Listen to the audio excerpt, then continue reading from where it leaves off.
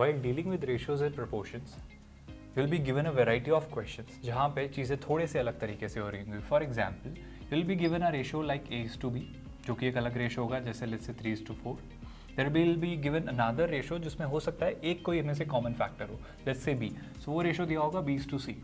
And let's say that will be given as something like 5:7. Now you'll be asked कि what will be the relationship between A:B:C.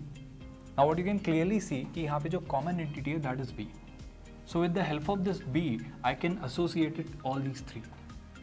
अच्छा, brain में you should have this very clear picture that अगर A3 होता है तो B4 होता है. But यहाँ पे प्रॉब्लम है कि यहाँ पे ये B और C के बीच जो रिलेशन है, it says that जब B5 होता है तो C7 होता है. So that's the problem कि मुझे ये B को यहाँ और यहाँ कॉमन वैल्यू पे लाना होगा ताकि मैं A, B और C तीनों को एक कॉमन स्केल पे कंपेयर कर पाऊँ. Right. For example, here if I were to solve this question, how will I do this? मैं कुछ करने की कोशिश करता हूँ ताकि इस नंबर को भी वही बना लिया जाए ताकि ये भी वही हो. And the simplest thing which I can clearly say is multiply this by 5. Multiplying this 4 by 5 will give me 20 here, and multiplying this 5 by 4 will give me this 20 here. But जब आप ऐसा करेंगे, you need to ensure कि इस 3 को भी 5 से multiply करें और इधर इस 7 को भी 4 से मल्टीप्लाई करें. Although ये बहुत ही कॉम्प्लिकेटेड अप्रोच है और बहुत सारी चीज़ें करनी होती थी which you must have learned in childhood. अभी इसको करने का वेरी सिंपल तरीका है see. Just write these three things A:B:C. This is what I need, है ना. A और B क्या दिया है 3:4 और B:C क्या दिया है 5:7. यू नीड टू लर्न कि मैं कैसे लिख रहा हूँ. दैट्स व्हाट मैटर्स मोस्ट, है ना. What I will do is this 4 I will multiply here to this 5 and to this 7. And this 5, I'll multiply to this 3 and this 4. You can clearly see 3 into 5 is 15, 5 into 4 is 20, 4 into 7 is 28. So that's the relationship between A, B and C. However, what we have done basically is nothing but what we used to do earlier in our childhood.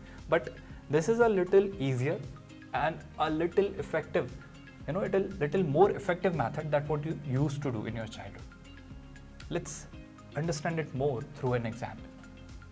I hope you can see the question on the screen.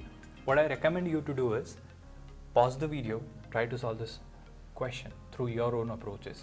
Or if you have learnt mine approach, try to solve this question through our approach as well. I hope you must have solved the question. Let's solve this question through our technique. See, what we are given here is that the relationship between A:B is 2:5, right? The relationship between B:C is 3:5 and the relationship between C:D is 5:4. So what I'll do is rather than writing all these three things or four things, what I'll do is A, B, C and D. These are the four variables which we are dealing with. Now A और B का जो relation I'm given is 2:5. I'll write it like this.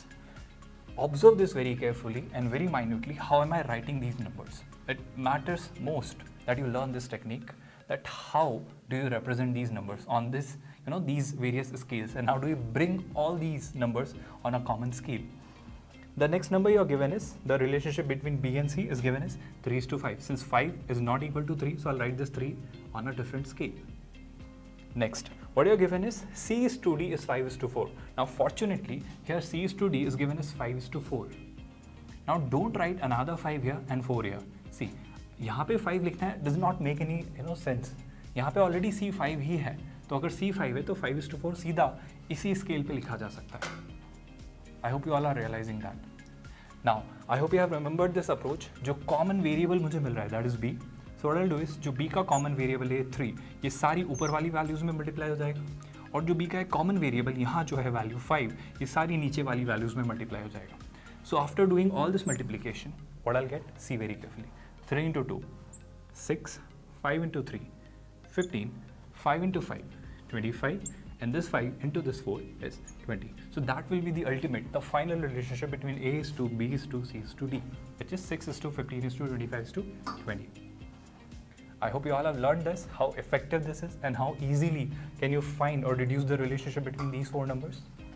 Alright, I hope you can see the next question right there in front of you on the screen. What this question says is there are two people, Rahul and Deepak, है ना? So let me help you in visualizing this problem. Although a good student doesn't do this much. You need to think as much as you can think, intuitively. You need to visualize things in your brain only. Try to write as less as you can. The less you write, the more time you save. And that's the most important thing in competitive exams. So here you have Rahul and there you have Deepak. What these people are doing is they are separated by a certain distance. So there is a certain distance between them which we are not given. The question reads next is, they start walking towards each other. So they start walking towards each other. What happens next is, when they meet, one of them has walked 20 meters more than the other. Now you are not given कि कौन ने ज़्यादा travel किया है, बस ये बोल रहा है कि एक शख्स ने दूसरे शख्स से 20 मीटर से ज़्यादा ट्रैवल किया था. I don't know how much actually Rahul is traveling, nor I know how much is Deepak traveling. But on actual scale, one of them, let's assume कि राहुल ने दीपक से ज़्यादा ट्रैवल किया. I'm just working on an assumption. Let's assume that Rahul has traveled more than Deepak. अभी आगे question पढ़ के देखेंगे जो भी गलत होता है या सही होता है, बट अभी मैं एज्यूम कर लेता हूँ कि राहुल ने दीपक से 20 किलोमीटर से ज़्यादा ट्रैवल किया. This is an assumption, right? Will correct it अगर आगे जाके कुछ चीज़ें चेंज होती हैं. The question reads next is, if the ratio of the distance that each has covered is 2:3. तो रेशियो स्केल पे मुझे क्या दिया जा रहा है class, that Rahul has covered a distance of 2 units, Deepak has covered a distance of 3 units. तो यहाँ पे बस एक छोटा सा चेंज होगा, that Rahul you replace by D and Deepak you replace by Rahul. So I hope you are realizing why am I doing that. क्योंकि राहुल ने 2 यूनिट कवर किया है, टोटल इस टेन्योर में, है ना. तो ये भी यहाँ से चेंज होके थोड़ा इधर आ जाएगा, क्योंकि दीपक ने ज़्यादा यूनिट्स ट्रैवल किया है और दीपक ने कितना यूनिट्स ट्रैवल किया है, 3 यूनिट्स. अगर मैं प्रॉब्लम विजुअलाइज करवाने की कोशिश करूँ ऑन रेशियो स्केल, तो अगर इस पूरे जर्नी को मैं 5 पार्ट्स में ब्रेक कर पाऊँ, तो राहुल ने 2 पार्ट्स कवर किए और दीपक ने 3 पार्ट्स कवर किए हैं. However, on ratio scale अगर मैं नंबर्स को क्रैक करूँ, Deepak has traveled 3 units, Rahul has covered 2 units. On ratio scale, Deepak has covered 1 unit more than Rahul. However, that's not the actual value. What is the actual value then? On actual scale, Deepak is traveling 20 kilometers more than Rahul. I hope you're realizing the multiplying factor wala concept which we have learned. Again, this is the actual value, this is the ratio wala value. How do you find the multiplying factor? By dividing the actual value by the ratio wala value.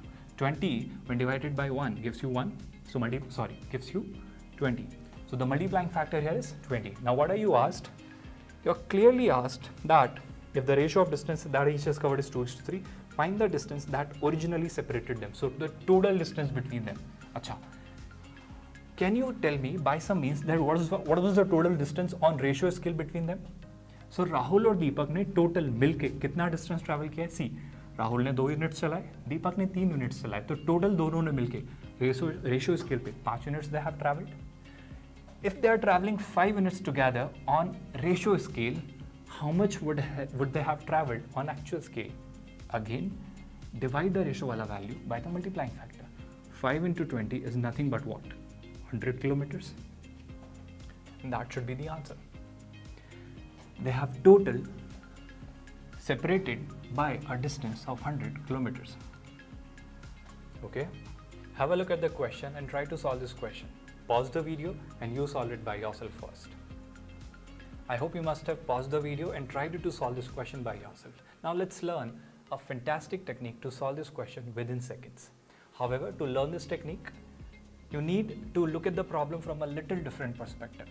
Class, ये technique इतनी efficient technique है that you won't believe that throughout the entire algebra, I mean it, throughout the entire algebra I will be using और I will keep using this structure most of the times.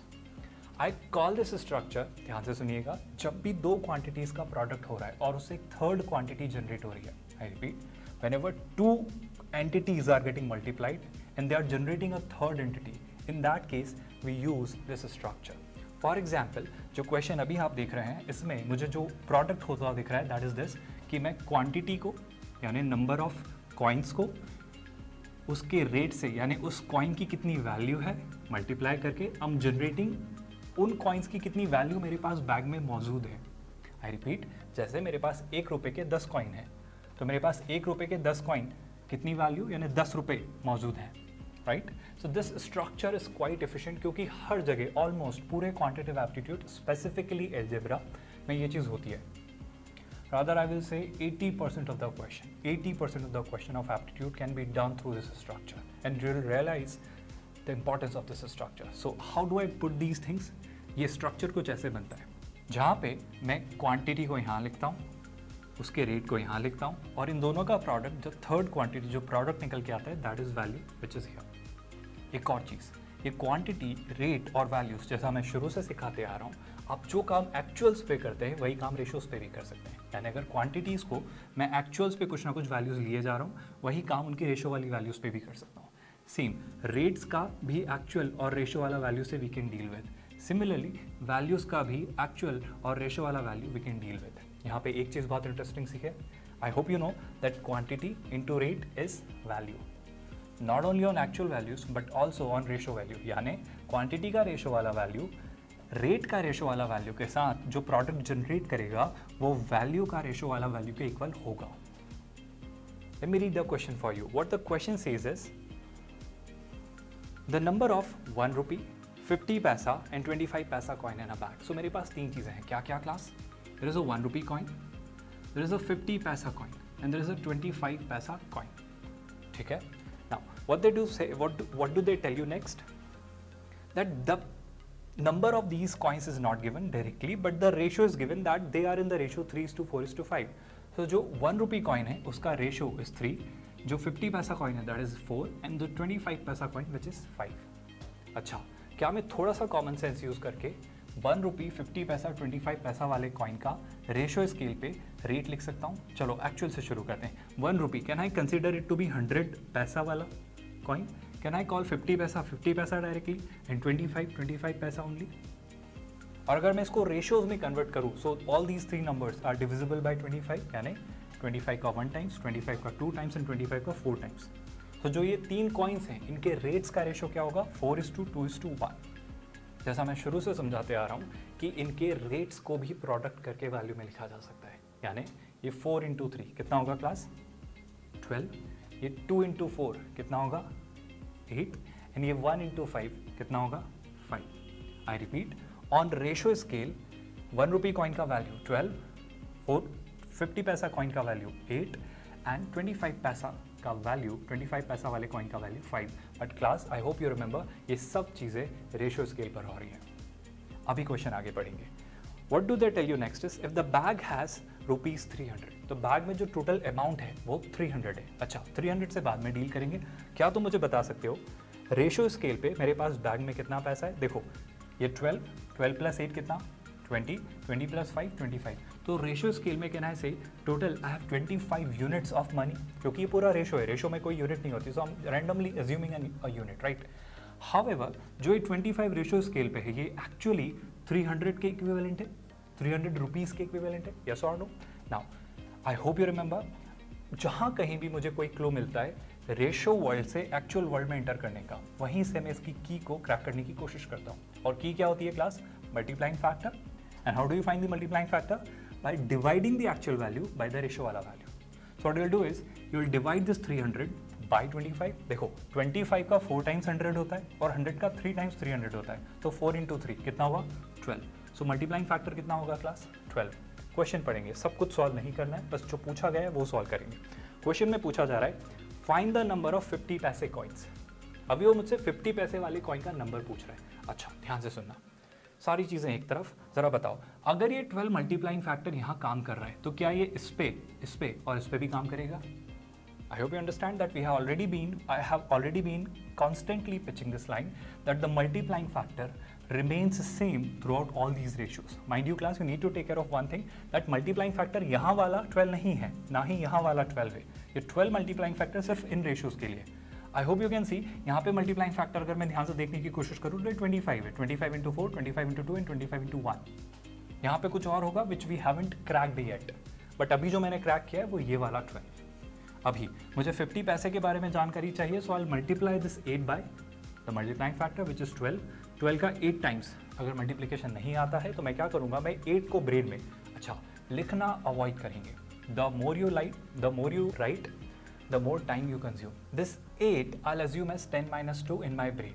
अभी 8 is 10 - 2, 12 × 10 कितना होगा? 120, 12 × 2 24। अभी 120 में से भी 24 में सीधे सब्ट्रैक्ट नहीं करूंगा।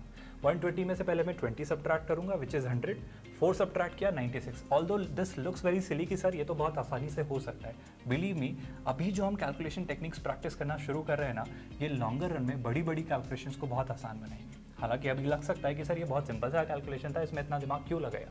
यकीन करिए आप ऐसी हैबिट्स डेवलप करिए, कैलकुलेशन करने की जो हैबिट्स मैं कोशिश कर रहा हूँ सिखाने की, प्लीज़ करिए। यकीनन तौर पे आने वाले समय में काफ़ी टफ प्रॉब्लम्स बहुत जल्दी सॉल्व होंगी। वापस आएंगे, 12 into 8 is 96 which should have been known by you. ये 96 क्या है क्लास? ये 96 रुपीज़ है।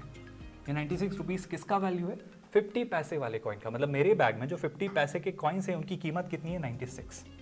नाउ क्लास, शुरू से मैंने बताया है क्वांटिटी इंटू रेट वैल्यू होता है। तो अगर मुझे रेट पता है, अगर मुझे वैल्यू पता है, तो क्या मैं क्वांटिटी क्रैक कर सकता हूँ? बताओ कैसे? अगर quantity into rate is value, तो quantity will be value upon rate. Yes और नो? सो वैल्यू मेरे पास है 96, रेट है मेरे पास 50 पैसा। Take care of the units very very mindfully class. That is the where students commit a lot of mistakes. यहाँ पे ये पैसा है, यहाँ पे रुपीज़ है। I hope you are not thinking something like कि सर सीधे 96 को 50 से डिवाइड करना है। या तो 50 को कन्वर्ट कर लो रुपीज़ में, या 96 को कन्वर्ट कर लो पैसा में, विच एवर सूट्स यू। मुझे 50 पैसा रुपीज़ में कन्वर्ट करना ज़्यादा कन्वीनियंट लग रहा है, क्योंकि 50 पैसा ब्रेन में मैं सोच पा रहा हूँ 1/2 rupees. I hope you are not taking it 0.5 rupees. Fraction से डील करना is comparatively easier than dealing with decimals. Decimals avoid करना, फ्रैक्शंस दिमाग में रखना। सो 50 पैसा मेरे पास कितना हो गया? ब्रेन में 1/2 और ये है 96। मैं क्या करता हूँ? वैल्यू को रेशियो से डिवाइड करता हूँ। 96 को 1/2 से डिवाइड किया तो 2 ऊपर गया, 96 का डबल। अब ध्यान से सुनना, मैं 96 का डबल भी दो तरीके से करूँगा। या तो 90 का डबल किया प्लस 6 का डबल किया, या फिर 100 का डबल किया माइनस 4 का डबल किया। आई होप आप ऐसा सोच पा रहे हैं जैसा मैं सोचना सिखा रहा हूँ। सो 90 का डबल 180, 6 का डबल 12, 180 प्लस 12 192। तो यहाँ पे जो नंबर आ रहा है that is 192। Now what is the relevance of this 192? Can anyone tell me that? I hope you must have realised जो 50 पैसे वाला कॉइन है उसकी क्वांटिटी कितनी है? 192। सो मेरे बैग में 50 पैसे के 192 कॉइन्स हैं। अच्छा, इस स्ट्रक्चर से क्वेश्चन यहाँ खत्म हो चुका है, बट और क्या क्या लर्निंग्स निकाली जा सकती हैं ध्यान से सुनना। अगर मैंने मल्टीप्लाइंग फैक्टर क्रैक कर लिया है तो बहुत कुछ पता चल सकता है। फॉर एग्जाम्पल, अब अगर मुझसे पूछा जा रहा है कि 1 रुपये वाले कितने कॉइन हैं, खबरदार आप वापस से यहाँ गए, इसको निकाला और फिर उसको 100 पैसे से डिवाइड किया और फिर ये निकाला। No, you don't do it like that. What you do is सीधा सीधा, आई हैव ऑलरेडी एम्फेसाइज्ड कि रेशो और एक्चुअल वैल्यू से डील करने में all you need to crack is multiplying factor. अभी 192 यहाँ पर है, यहाँ पे 4 है। What you need to do is find the multiplying factor over here. जैसे ही मल्टीप्लाइंग फैक्टर क्रैक हुआ, ये वैल्यू का एक्चुअल, ये वैल्यू का एक्चुअल भी आ जाएगा। आई hope you can crack that. 192 को 4 से डिवाइड किया, 4 का 4 टाइम्स कितना? 16। रिमाइंडर कितना? 3 इंटू यानी 32, 4 का 8 टाइम्स। तो मल्टीप्लाइंग फैक्टर कितना है क्लास? 48। अब जो भी वो मुझसे पूछ रहा है, वो पूछ रहा है 25 पैसे के कितने कॉइन्स है, वो मुझसे पूछ रहा है 1 रुपीज़ के कितने कॉइन है। मल्टीप्लाइंग फैक्टर चूंकि 48 है, मैं इस 3 को 48 से मल्टीप्लाई करूंगा। 48 का ट्रिपल नहीं करना, 50 का ट्रिपल करना और 2 के ट्रिपल को सबट्रैक्ट कर देना। 50 का ट्रिपल 150, 2 का ट्रिपल 6, 150 माइनस 6 इज 144। तो 1 रुपये के कितने कॉइन्स होंगे? 144। However this was not asked. मैं बस समझाने की कोशिश कर रहा हूँ कि खबरदार आप लोग यहाँ से पूरा घुमा के वापस यहाँ गए। चूंकि हम यहाँ तक ऑलरेडी आ चुके हैं, मल्टीप्लाइंग फैक्टर से सारा काम हो सकता है, तो वापस लंबा अप्रोच नहीं ट्राई करना।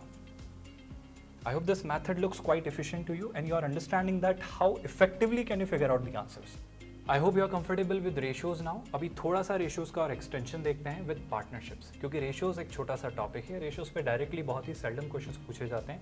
Actually ratios के applications पूछे जाते हैं। So ratios का one of the applications is partnerships.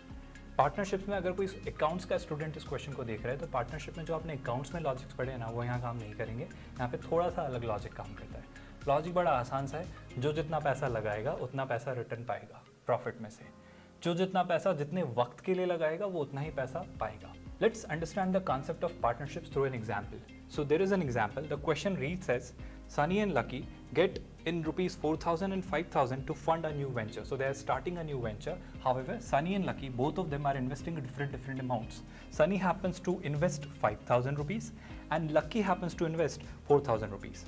Now what happens next is, in what ratio should they divide the profit of rupees 1,80,000 in the end of the year? So class यहाँ समझने वाली बात यह है कि दोनों ने सेम अमाउंट ऑफ टाइम के लिए पैसा इन्वेस्ट किया है, लेकिन पैसा अलग अलग अमाउंट इन्वेस्ट किया है। Sunny and lucky, I repeat, actuals पे डील करने की जरूरत नहीं है। Sunny is investing how much? 4,000, lucky is investing 5,000, है ना। तो रेशियो स्केल पे 4,000 5,000, आई होप मुझे बताने की जरूरत नहीं है। 4 and 5, 4:5। अच्छा, सनी एंड लकी ने क्यूमुलेटिवली टोटल कितना पैसा इन्वेस्ट किया है? रेशियो स्केल पर 4 + 5 9। So Sunny plus Lucky are investing 9. Now this 9 will be considered equivalent to the profit. इस 9 को मैं प्रॉफिट के इक्वल कंसिडर करूंगा। प्रॉफिट कितना हो रहा है class eight the end of the year? Mind you दोनों ने सेम टाइम के लिए इन्वेस्ट किया है, तो टाइम यहाँ डिसाइडिंग फैक्टर नहीं है। जो डिसाइडिंग फैक्टर है वो सिर्फ इतना है कि उन्होंने कितना कितना अमाउंट इन्वेस्ट किया है। Okay, so this 9 will be considered equivalent to 1,80,000। और जैसा मैं शुरू से समझाते आ रहा हूँ कि रेशो स्केल और एक्चुअल स्केल, एक्चुअल स्केल पे दिस इज 1,80,000, इसको 9 से डिवाइड करेंगे। जल्दी से सोचो क्लास कितना हो जाएगा? 2 और ये 40 यानी 20,000। Multiplying factor is 20,000। मेरे ख्याल से ये क्वेश्चन लिखने की जरूरत नहीं थी, ये क्वेश्चन पूरा ब्रेन में सॉल्व हो सकता था और ये सब ब्रेन में विजुअलाइज किया जा सकता था कि Sunny is representing 4, Lucky is 5, दोनों का total is 9, 9 is equivalent to 1,80,000, multiplying factor will be 20,000। क्या पूछ रहा है वो? सनी और लकी के बीच किस रेशो में या कितना कितना पैसा बटेगा? रेशो तो ऑब्वियसली 4:5 होगा, क्योंकि प्रॉफिट का रेशो वही होता है जो उनके इन्वेस्टमेंट्स का रेशो है। आई रिपीट, अगर time is not a deciding factor तो उनके प्रॉफिट के डिस्ट्रीब्यूशन का ratio will be same as the ratio in which they have invested. Okay, so अगर मुझसे पूछा जा रहा है कि at the end of the year Sunny और लकी कितना पैसा लेंगे, तो मैं क्या करूंगा? 4 को 20,000 से डिवाइड करूंगा। मैं लिख रहा हूं पर आप ये लिखने की आदतें ना डालें। मैं जैसा शुरू से कह रहा हूँ, जितना कम लिखेंगे उतना ज़्यादा वक्त बचेगा, है ना। 20,000 इंटू 4 इज 80,000, सो सनी का amount will be 80,000। 5 into 20,000 is 1 lakh, so Lucky का amount will be 1 lakh. I hope this doesn't confuse you at all and you are comfortable with this thing. बहुत ही माइन्यूट सा, बहुत ही सिंपल सा, basic सा example था to make you understand that how does partnerships and profit sharing work. Partnership को और डिटेल में समझते हैं। पार्टनरशिप में एक और एक्सटेंशन आ जाता है टाइम वाला। मतलब अभी तक हम सिर्फ देख रहे थे कि पार्टनरशिप कितना कितना पैसा कौन इन्वेस्ट कर रहा है, उसी रेशो में प्रॉफिट शेयर हो जा रहा था। बट अगर पार्टनरशिप में ही पैसों के साथ वक्त भी इन्वॉल्व हो जाए, यानी कितने वक्त के लिए वो इन्वेस्ट कर रहे हैं, तब डिसाइडिंग फैक्टर थोड़े से चेंज हो जाते हैं। जैसा हमने डिस्कस किया, अब जो रेशो होगा वो रेशो होगा प्रोडक्ट का। किस प्रोडक्ट का? Money and the time for which they are investing the money, है ना। सो पार्टनरशिप को और डिटेल में समझने के लिए एक और एग्जाम्पल की हेल्प से इसे और कंसोलिडेट करने की कोशिश करते हैं। मेरे पास यहाँ पे जो डेटा दिया गया है क्वेश्चन में, I have 3 persons, Pappu, Bantu and Santu. They are entering into a partnership. So we have 3 people, P, B and S. Now what they do is, they enter into this partnership with 40,000, 80,000 and 1,20,000. Class अगर लिखना है तो लिख लो 40,000, 80,000, 1,20,000, but मुझे जो दिख रहा है वो दिख रहा है 4, 8 और 12। और अगर मैं अच्छे से विजुअलाइज करूँ तो मुझे क्या दिख रहा है पता है? 1, 2 and 3। क्या समझ आ रहा है? देखो, पप्पू ने इन्वेस्ट किया 40,000, इसने किया 80,000, इसने 1,20,000। तो रेशियो स्केल पे 40, 80 और 1, 20 कितना हुआ? 40 का 1 टाइम्स इज 1, 40 का 2 टाइम्स इज 80 एंड 40 का 3 टाइम्स इज 120। तो इनका पैसा जो इन्होंने जिस रेशो में इन्वेस्ट किया है वो 1:2:3 है।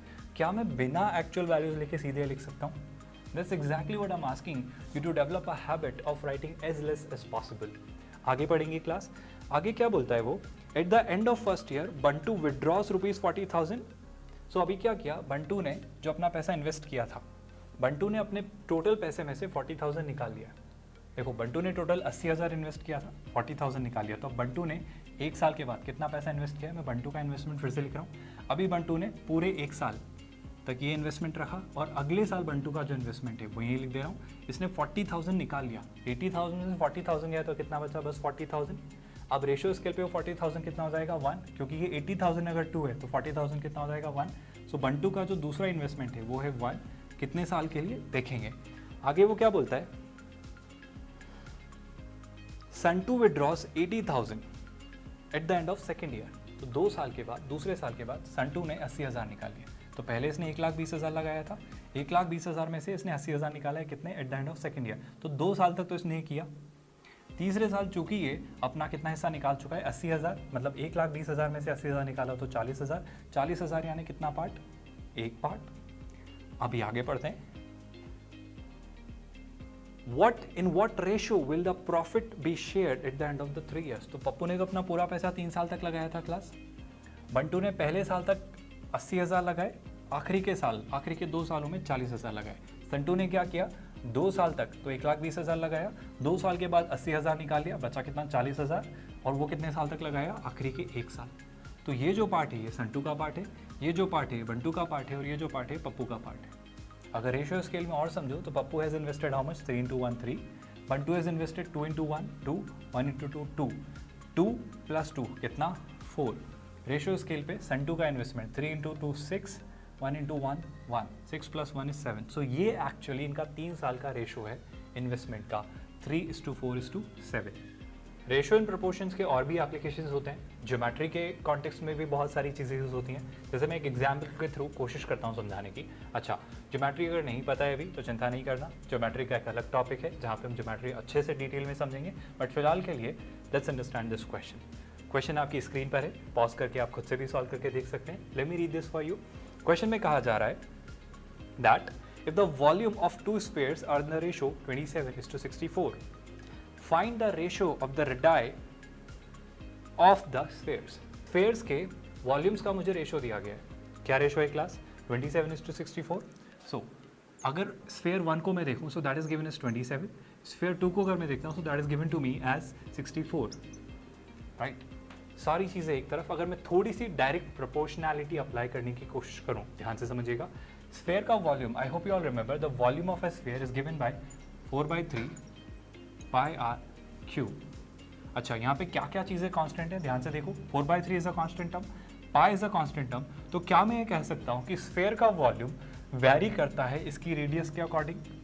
और अगर बहुत साफ भाषा में समझाऊं तो स्फेयर का वॉल्यूम वैरी करता है उसकी रेडियस के क्यूब के रेशो में या क्यूब के प्रोपोर्शन में, राइट। सो कहना है ये जो वॉल्यूम का रेशो है, अगर स्फेयर 1 की रेडियस थी r1 और स्फेयर 2 की रेडियस थी r2, तो यही रेशो जो मुझे दिया है इनके वॉल्यूम्स का, वो is nothing but the ratios of their cubes, the radius cube और the cube of the radius. Yes और नो? सो क्या मैं 27 को कुछ और तरीके से लिख सकता हूँ? I hope I can. 27 is 3 cube, 64 is 4 cube. So अगर ध्यान से देखें और कंपेयर करें, सो पहले स्फेयर की रेडियस इज नथिंग बट 3। नहीं, ऐसा नहीं कहना। पहले स्फेयर और दूसरे स्फेयर की रेडियस का रेशियो विल बी 3:4। ये आप ज़रूर कह सकते हैं, पर आप क्या नहीं कह सकते कि पहले स्फेयर की रेडियस विल बी 3 एंड दूसरे स्फेयर की radius will be 4। No, that can not be deduced. I hope you must have understood how are we applying the concept of ratios and proportionalities in different contexts. I hope ratios पे आपने बहुत detail में चीज़ें देखी और समझी हैं. All I want you to do is, after this theory video, I recommend you to install the Glow in Study application in your mobile phone, or rather you can visit the website and practice more problems there. When you practice those problems from the practice sheet, there is a solution given there in the video format only, and you can refer to the solution as well. There you'll move from the basic level to the intermediate level, and when you practice more, you can acquire the expertise in this particular topic. I hope now you are comfortable with ratios and proportions, but to consolidate the basics, I request you to practice more problems which are given on the website as well as on the application.